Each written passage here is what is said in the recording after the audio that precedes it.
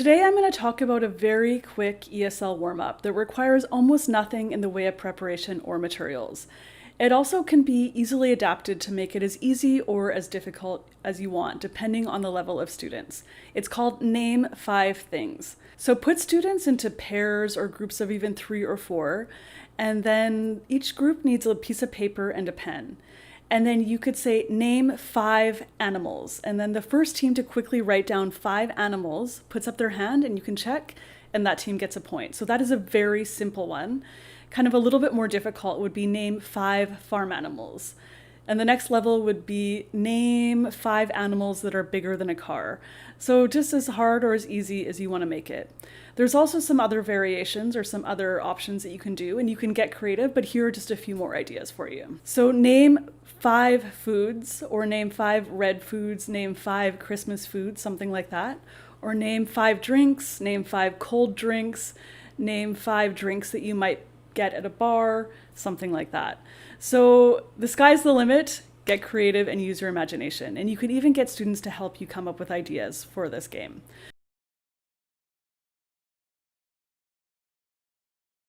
Hi, this is Jackie from ESLspeaking.org. So here's a very simple ESL vocabulary activity that works well for any age, almost any level, and almost any topic that you have.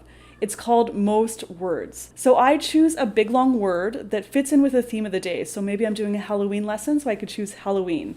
Or maybe Christmas, I could use Christmas. You could also do it for a ton of other things. So for example, maybe you're talking about animals, you could do like elephant. Anything really works as long as it has a good number of letters to it. And then I put students into small groups and I write down the word on the board, and they have to come up with as many words as possible out of that word. So for example, I'm doing this on the spot. I should have maybe planned ahead of time, but for example, maybe Christmas. So what are some words that you can make out of Christmas? Like has or chart. Is that right? Chart? Okay, perfect. So things like that. So I kind of make like a little code. So if students come up with like, say your word is 7 letters long and they can make another word that's 7 letters, I would give them maybe like 10 points. If it's 6 letters, I give them like 8 points, and so on and so on. So I give each group maybe like 3 or 4 minutes, and they can try to write down as many words as possible. And then, yeah, we can check answers just in kind of a fun way, just as a whole class together. Or you can make it into kind of like more of a competition and actually seriously check and then count up points and that kind of thing.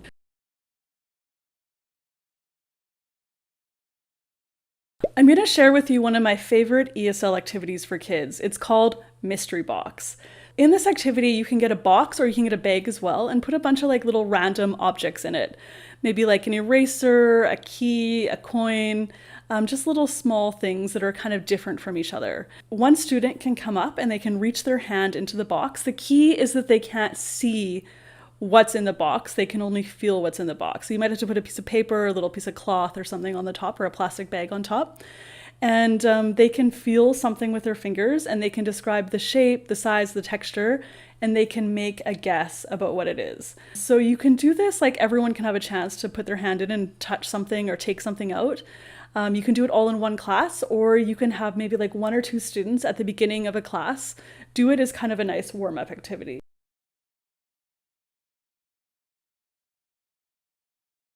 Hi, this is Jackie from ESLactivity.org. So today I'm going to talk about one of my favorite ESL presentation activities called Show and Tell. And I know you probably have done Show and Tell in like kindergarten or elementary school, something like that. But you can also use it in your ESL classes for any age or level of students. So the way that it works is I get students to bring something from home that's special to them, or it can be like a big thing, or like a living thing like a cat or dog. In that case, students can just take a picture of it or print out a little picture and then show that instead of actually bringing the object. And then students can just do a little presentation about what that object is, how long they've had it, why it's special to them. You can set up whatever criteria you want. And it kind of depends on the age and the level of students, what they're capable of. You can do 2 styles. So one style is that All the students could go in a single day, so you kind of just have like a presentation day and everyone does the show and tell together. Or you could do maybe like 1 or 2 students at the beginning of each class, so you kind of go on a schedule and you just kind of get through the whole class over the semester. And yeah, it's kind of a nice warm-up activity, and it's a nice way to like kind of ease the students into English each class if you choose to do it that way.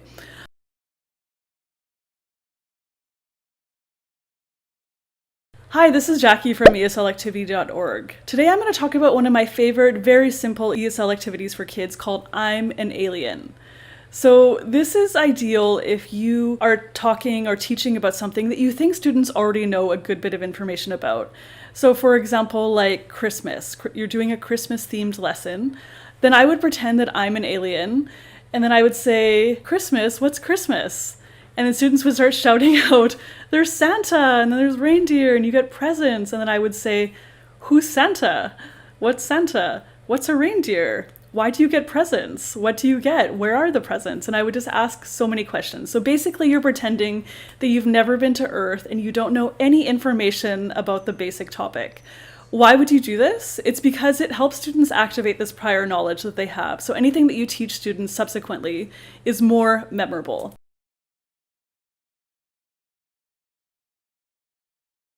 Hi, this is Jackie from ESLspeaking.org. So today I'm going to talk about a simple listening activity that's great for beginners.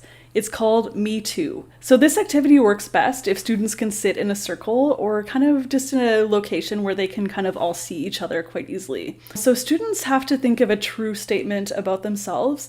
For example, I have a cat, I like pizza, I don't like playing sports, whatever it is. So the student says, I have a cat. And then if other students in the class could also say that's true for themselves, they could stand up and then they say, me too. And then everyone can kind of look around and they could say, oh, you have a cat too, or like you play soccer as well, or just whatever the statement was. Everyone sits down and then the next person in the circle says their true statement about themselves. And then whoever it's also true for, everyone stands up and says, me too. Super simple. It's great for kids. And yeah, it's ideal for beginners. It's kind of a simple, very, very simple listening activity and also a bit of a speaking activity as well. Hi everybody, this is Jackie from ESLspeaking.org. So today I'm going to talk about one of my favorite ESL warm-up activities. It's called Picture Prompt. So basically it's when you have a picture and you can put it up on your PowerPoint screen or however. Students can even look at something on their phone. And then you can do actually 1,000,001 activities with a picture. It's super simple, it's very low prep as long as you have some way to show that picture. When to use it? I generally use Picture Prompt as an ESL warm-up at the beginning of class. You can also use it as kind of a review activity at the end of class, or it works well even as like a time filler. If you have like a minute left at the end of class and nothing's going on and you're worried about like your students getting up and running around and doing all sorts of bad things, just put up a picture and do Picture Prompt. And it's a very simple way to just fill in a couple of minutes, kind of in an educational fashion. So there's kind of different things I would do with different levels of students. So beginner, intermediate, and advanced. So first of all, beginners. If I put a picture up, I would just very simply, for absolute beginners, I would say, what do you see? And they would say, oh, cat, dog, person, man, woman, bicycle, whatever, something like that. Or you can ask very simple questions like, what color is his t-shirt? And like point at the man. And the students would say red, or like, I don't know, how many people? 3 people, etc. So students can kind of just shout out answers. So that's the very basic level. The next level is the intermediate. So you can talk about what's happening in the picture. So talk about some actions, some verbs. So what are the people doing? Oh, she's eating an ice cream, the children are playing, and you can get students making some sentences. You could also talk about feelings. So maybe if a child was crying, you could talk about how is the child feeling? She's very sad, maybe because she dropped her ice cream or just whatever happened. So you can talk about things like that. So feelings and actions. And then finally, in the advanced version, these students can kind of do anything generally. So you can have your students see kind of an interesting and unusual picture, and they can maybe make a creative story about it. Or they could talk about some explanations about what happened. So maybe something seen like terror, like horror is happening, and you could say like, what happened in the picture, how did these people get to this situation? Or you could show a picture with some action and then get students to maybe predict about what's going to happen in the future. So if you're talking about the future tenses. All right, so those are all the exciting ways that I would use picture prompt. And I honestly use this activity probably at least, I want to say like once a month in all my classes. It's super versatile, the students like it, and it's very, very easy on the prep as well. Hey everybody, this is Jackie from ESLspeaking.org. So today I'm going to talk about one of my favorite ESL activities for kids. It's called Hot Potato. And maybe you've played the game or seen the game before. It's where you pass around this like potato thing. There's a timer that goes off on it. And then who's ever holding the potato is the loser. So I kind of do a variation of it for my ESL classes. You can use the actual like potato thing that you can find on Amazon. Or you can put some music on, like on a YouTube video or an MP3 file or whatever, and then you can just control it yourself. Or you can even look on YouTube, like hot potato song, and then it'll even do it for you. So it's quite simple to do, so it's more random that way. So you can pass around the potato, or you can just get like any classroom object, like a board marker, stuffed animal, anything like that. I prefer something kind of like soft to avoid injury, because students will be like, passing it quickly, and sometimes they'll like throw it. So it's like, just think like maybe like a ball, like a soft ball or whatever, anything really. I'm sure you can find something.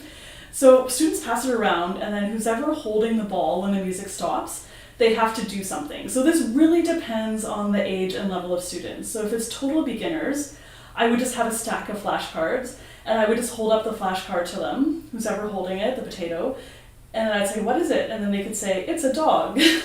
Or I would ask a simple question. So I'd show them a flashcard, and I'd say, like, what color is the t-shirt? It's green. Something like that. More advanced students, for example, if you're doing like comparatives, you could show them two objects, and then they could say, the cat is bigger than the dog. Something like that. Or the boy is shorter than the girl. I don't know. Something, yeah, so it can really be like based on anything you want. Or if you're teaching maybe like about the simple past, you could ask them questions like, what did you do last night? And then students could say like, I watched TV last night. Or what did you do last summer? Oh, last summer I went to English camp. Something like that. So get creative, there's a million different things you can do here. Alright, so if you like this video, please be sure to hit like, subscribe, give it a share on social media. Please be sure to check out my book, 39 No Prep, Low Prep ESL Speaking Activities for Kids. Alright, until next time, bye everybody.